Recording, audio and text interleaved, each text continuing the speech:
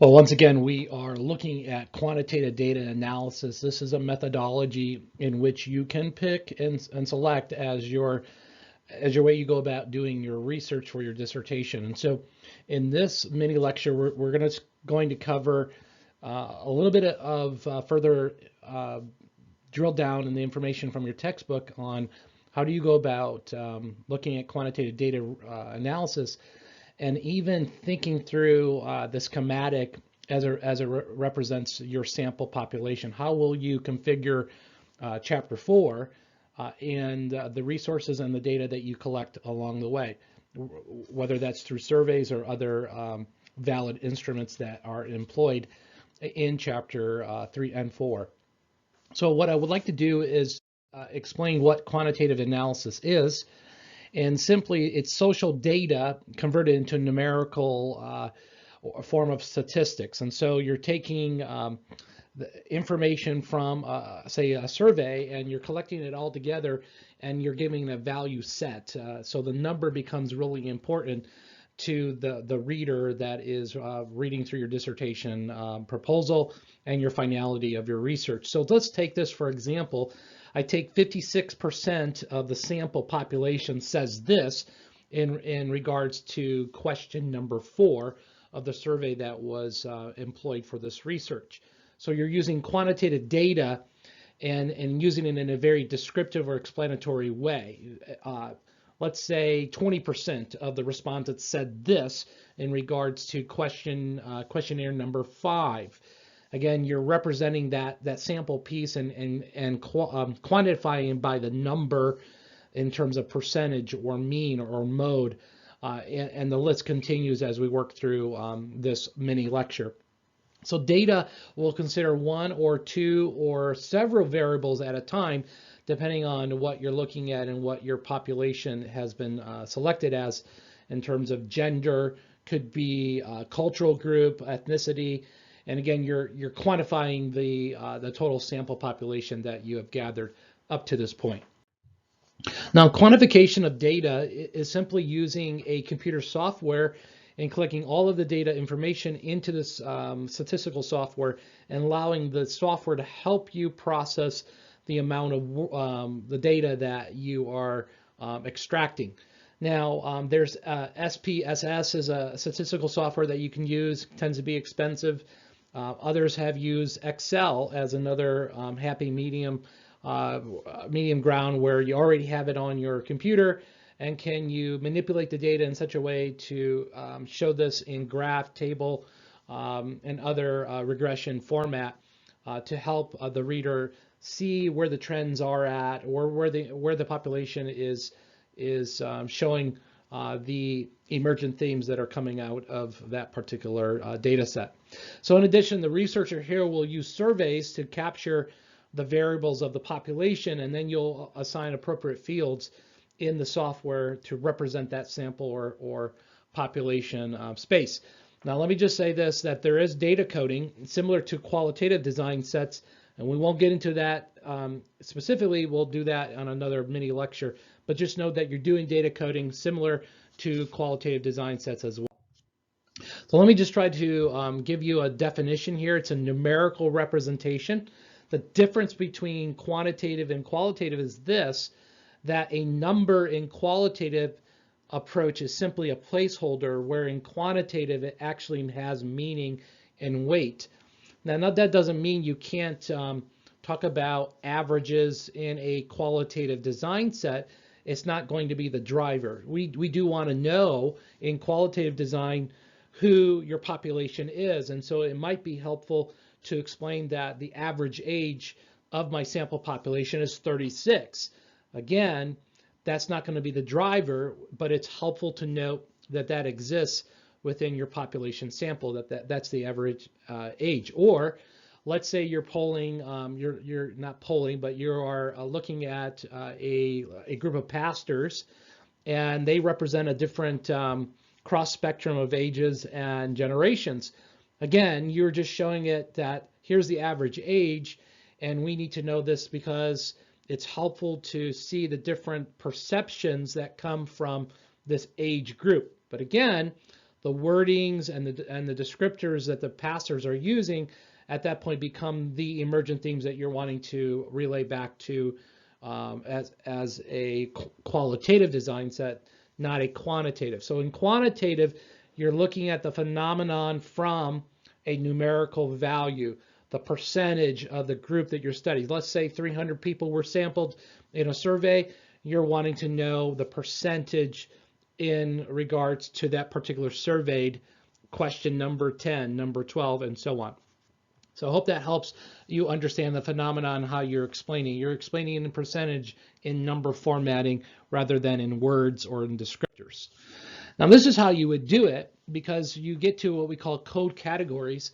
And similarly in qualitative design, you are looking at categories or emergent themes. The same is true for quantitative, but you are assigning an X. So many say this about tuition is too high. So many are saying this about the cost of dorm rooms. But notice how there are similar themes that have emerged from this particular survey about student life and those who are associated with a college. Again, I've attached a financial concern, a problem that emerges for these particular students. Concern for high tuition, concern that the cost of dorms are way too high, books are costing too much, and there's not enough scholarships that are available for them. So again, the theme would be financial concerns, but I am particularly concerned about how many of my respondents said that the scholarships and financial aid is not available to them. And so I began marking it, and then I relay back in my chapter 4 the amount of percentages that may take place for this particular set of questions within my questionnaires. So I begin to build out my codes, as you can see in my table format here. Again, I'm still not getting to the quantitative. I'm looking for that number. How many represent the tuition is too high? Are there 40? Are there 50? You'll have to figure that out as you work through each of your surveys or the valid instrument that you're using for your quantitative design methodology. But notice again, I begin to code and assign those codes to the different stems or idea chart here to just know that, okay, this might relate academically, it might relate administratively, or it actually is connected to the idea of facilities. Notice that at the bottom here, I have X'd administrative and facilities. I'm going to have to drill that out some more based on the questions that I've asked in my instrument, and just know that eventually it might be facilities only, or it might be an administrative function that I need to work through. I can also go the route of what we call codebook construction, where codes are represented as attributes and the variables are selected therein. And so we begin to build this database of words and codes.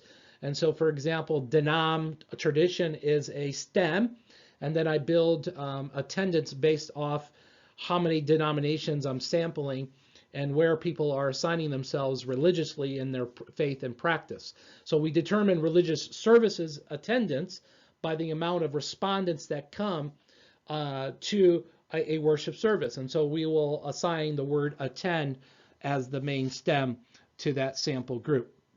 So I hope you're seeing how that is building out in what we call a quantitative methodology. Notice the difference between qualitative as we move to into the future, what a qualitative design set is. So we move from code book construction to data entry. We're now putting the materials that we're collecting from our surveys, and we're building this into our statistical software. Now we could use Excel, and if you're savvy at Excel, you might want to use that. And again, quantitative is really helpful for a large sampling that you're going to pull. And then from there, you begin to dissect each question from a survey instrument that is a valid instrument, already deployed, already been tested by another maybe dissertation or another group, and they've done the hard work for you. And again, you deploy that out, and then you collect it based back on your problem statement that emerges in chapter 1. But you begin to build that data entry, and you begin to dissect the questionnaires and the surveys that you have sent out to your sample group. Now there is what we call, we move from the analysis here of the data entry into what we call univariate analysis. And this is the distribution level of determining single variables versus multiple variables. And again, you begin to drill down on exactly who my gender is, for example, is how am I going to segue between female and male genders? Are they married? Again, it's a univariate analysis. I'm looking at one particular stem at this point, and so we begin to number the amount of married, divorced, single, widow, or widower as it relates to our sample population. I want to know this within quantitative. I may want to know this in qualitative depending on, again, what am I studying? And your mentor will be able to help you through that and work through those processes to its finality, and hopefully it will serve as a beneficial validity statement for your methodology. Again, frequency of distribution, we're looking at percentages here. How far do your respondents say? What are they saying in regards to men are saying this, women are saying this, and so you then put that in explanation form for your readers to understand the information at hand. Now, central tendency also comes into play where I'm representing a data analysis here in a form of averages. So some of you really like averages, and you can explain averages well, and so that measures, again, central tendency. So we see this often in our sports world, especially in the field of baseball, and I love baseball, and I love to see high averages. So Frank Thomas batted at 343. That was his average. Yay! But his slugging average talks about 454, and that looks at his RBIs and his overall home run equation. And again, we're looking at averages. So if you can work with averages, then statistical query there is going to be really helpful in setting up tables and showing us the average or central tendency within a particular population. Again, here's a sample way of doing it. I take my different ages, 13 all the way down to 19, and then who is within my sample population? Well, age 13 is I have 3, I have 14, I have 4, and I just move down this table, and you begin to see, okay, I'm going to find eventually the central tendency here, what my average age might be. So let's just kind of work through this in a statistical query. So I have 31 total subjects here that I'm representing as part of my sample. What then is the modal age variance that I'm looking at? Well, looking at 16 as the greatest number slot. See, there's 8 responding to that. So I'm going to take that as the highest, and I can use that in a modal statistical analysis. Now, it might even be helpful to even drill down even some more and look at the sum total of 492, and I'm going to work through that in a statistical mathematical form, taking all the way from the top from number 13 of the age times the 3 that represent the sample population that I pulled. And then I give a value to that particular modal age.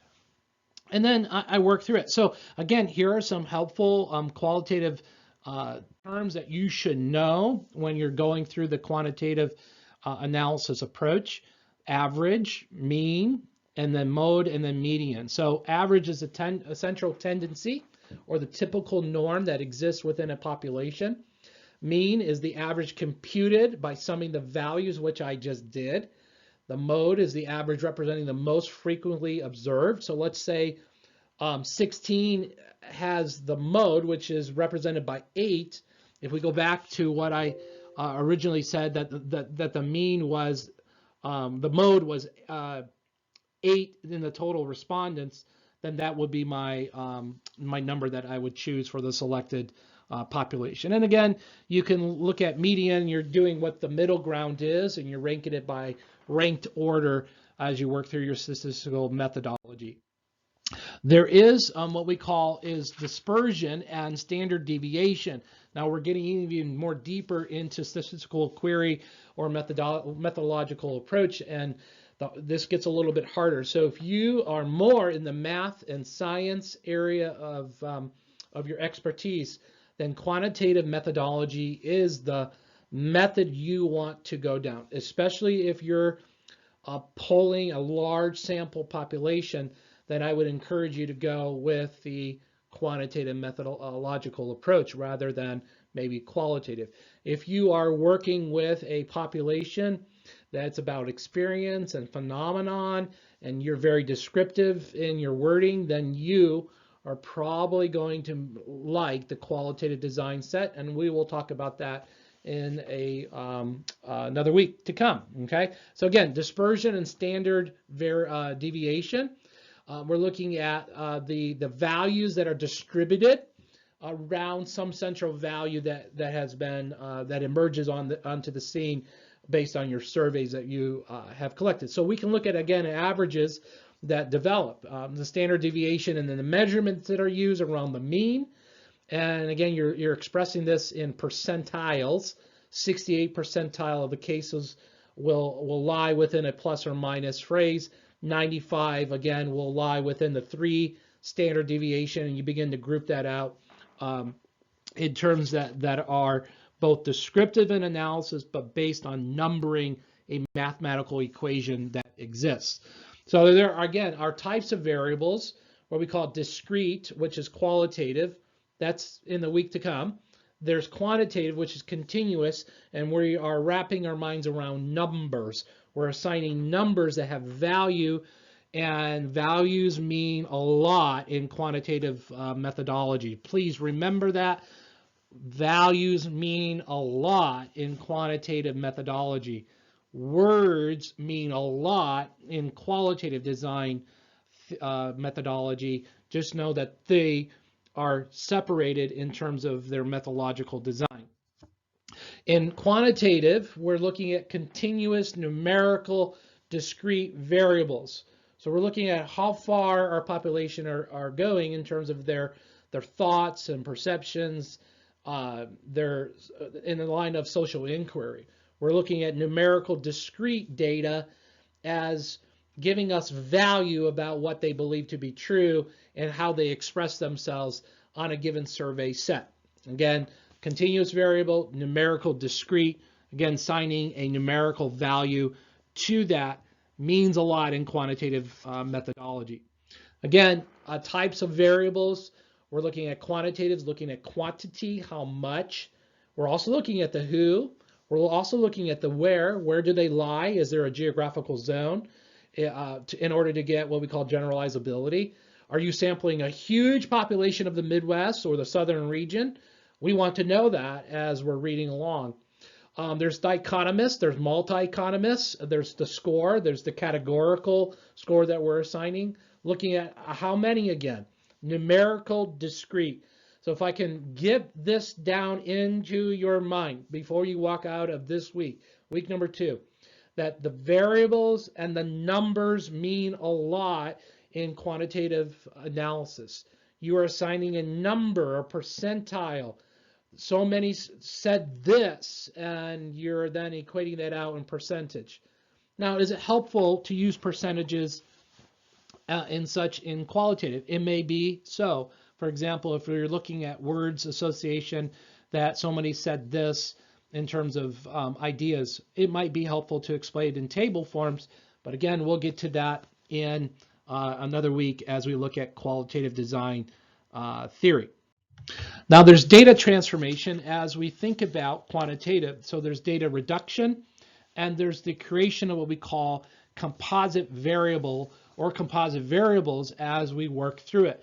What is the makeup of my population, and how can I express this out in graphic form so that my reader understands not just what I'm expressing out in paragraph form, but what does my visual presentation look like. So let me show you a few of these sample based on my own research at my college that I do for the work in institutional research. So data representation, I may put this into what we call various table forms. I might use pie charts, I might use linear regression, I might use histogram, frequency, polygon. the list, scatter boxes, the list goes on. And so you can look at variable, nominal, and then ordinal and interval aspects and continuous formatting. So let's express this even further as we think about a pie chart. I give you an example of how our online credits are distributed at our school between the various locations and modalities. Again, a pie chart might be helpful, and again, you would express this out in narrative paragraph form. But again, the picture shows me who I'm dealing with in terms of the variable itself. Notice it's a geographical location. I might be looking at two cities, city B, city A, and the percentages there, and I might do it in a bar chart format rather than in a pie chart. I might show you trends, and here is a weekly trend line that's showing how our growth in credits are increasing each week, and I'm following that trend line. And now let's just say I look at the trend line and I see it peak down. Well, I need to know that, and I need to circle that, and I need to give that information out to my departments so they know, wait, in week number 12, there was a dip in credits, and we may want to know why, the why factor, and so we search that out to find that data. There's the bivariate rate analysis, and again, we're looking at two variables here by the word bi, and we're simultaneously looking for the purpose of determining the empirical relationship that exists between them. Again, we're looking at the two side by side, and we might look at it from a percentage table format. So again, let's take the gender quality of men and women, and how are they looking in terms of percentage between the two. So if I've done a survey and I've pulled both genders, I'm looking at what men said, I'm looking at both women, and I'm evaluating both in terms of percentage and the down factor. Now notice the percentage down factor is weighted at 100%, and I can use that equation to show again the percentage at 26 and 35 in terms of my respondents. We can also express this in other marginal tools, marginal way, such as tools or table setup that are helpful within Excel, and you can look at the different tool sets that are available for you. If you're not familiar with Excel, I would encourage you to go online and look at some helpful YouTube videos on setting up simple Excel charts, bar graphs, and etc. based on the data that you are bringing in from your surveys. And you can look at contingency tables here to help you work through this data set as well. Their descriptive analysis, this talks about a regressive plot line based on height and weight, and it shows you where the scattered plot line exists for this particular data set. We have two quantitative variables, what we call ordered pairs. This is looking at the X and Y factor, the input variable versus the output Y variable on the dependent variable scale. And you might look at this from a scattered diagram of ordered pairs versus what we talk about the bivariate data plot that exists within a coordinated axis system.